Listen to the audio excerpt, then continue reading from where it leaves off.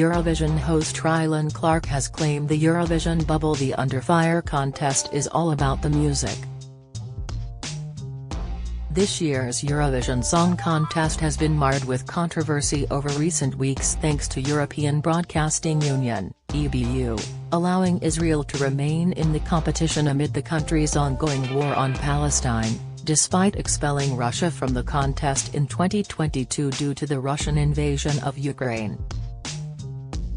Eden Golan, Israel's entry for this year's contest, was booed as she performed her song Hurricane at the Wednesday dress rehearsal for the second Eurovision semi-final on Thursday night, with many in the arena in Sweden yelling Free Palestine throughout Golan's live rendition. Clark, who was hosting the BBC's coverage of the competition alongside Graham Norton and Scott Mills, addressed the controversy and protests on Thursday morning during a chat Good Morning Britain.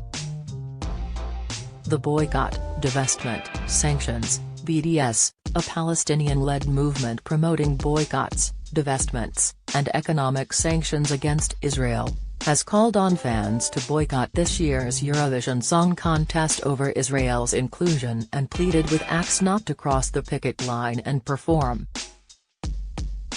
Addressing the protests and boycotts during his ITV chat, Clark said people have the right to take part in protests over Israel's participation in the competition, but the song contest is just about the music.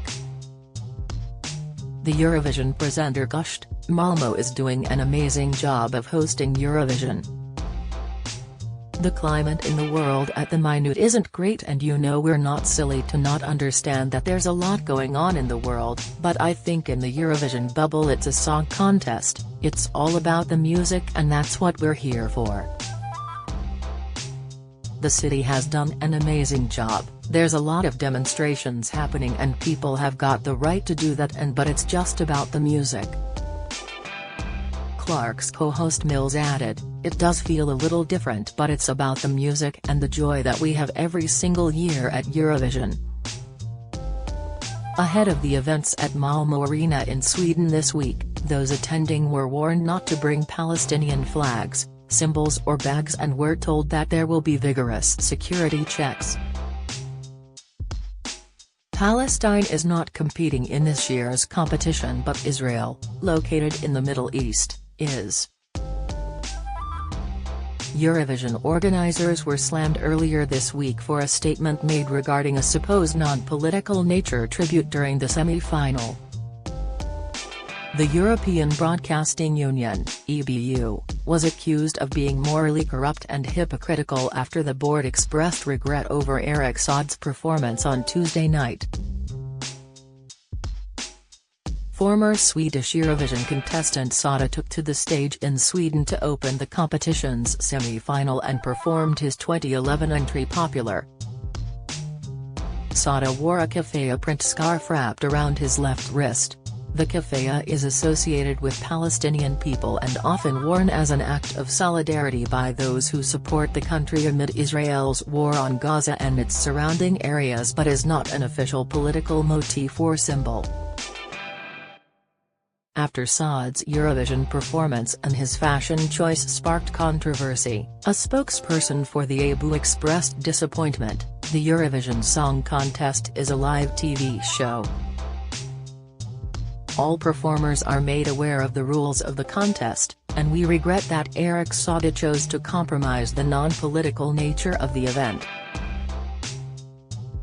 Israel's entry Golan, 20, will take part in the semi-final in Malmo, Sweden on Thursday with her track Hurricane, which was reworked from a previous track called October Rain, which was thought to reference the Hamas attacks on Israel.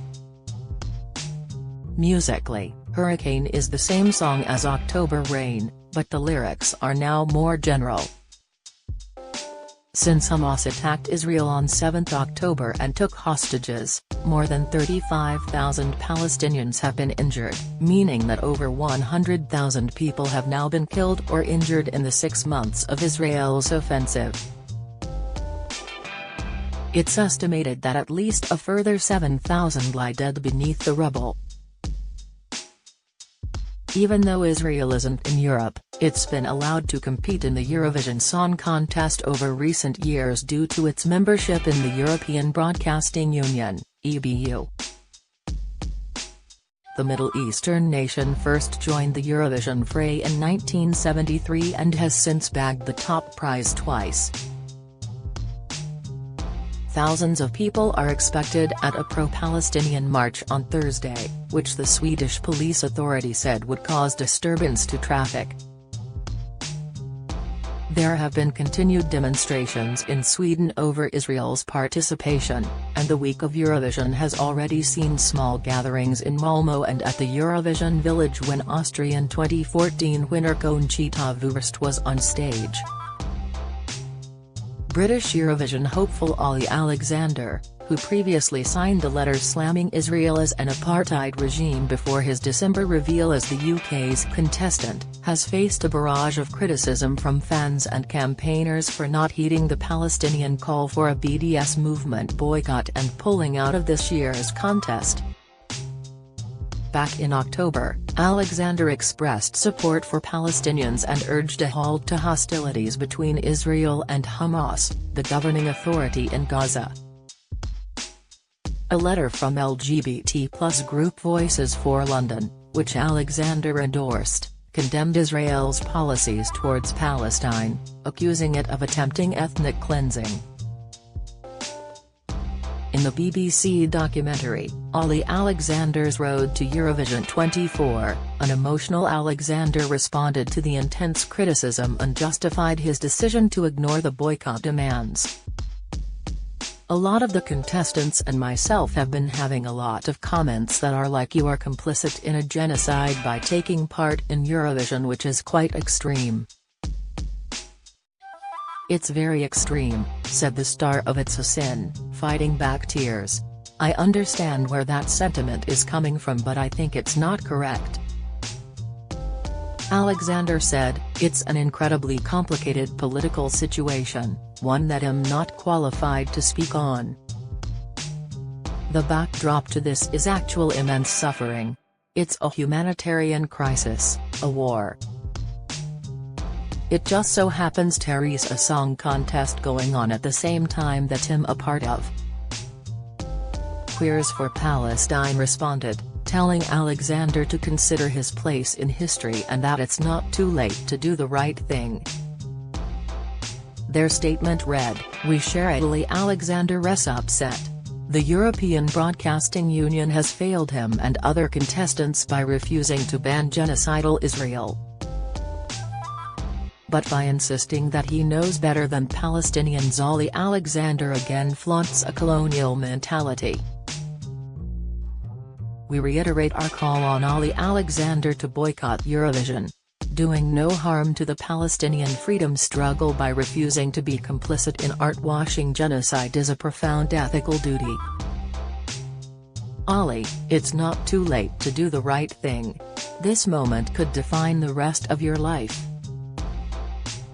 Consider your place in history." Follow Mirror Celebs on TikTok, Snapchat, Instagram, Twitter, Facebook, YouTube and Threads.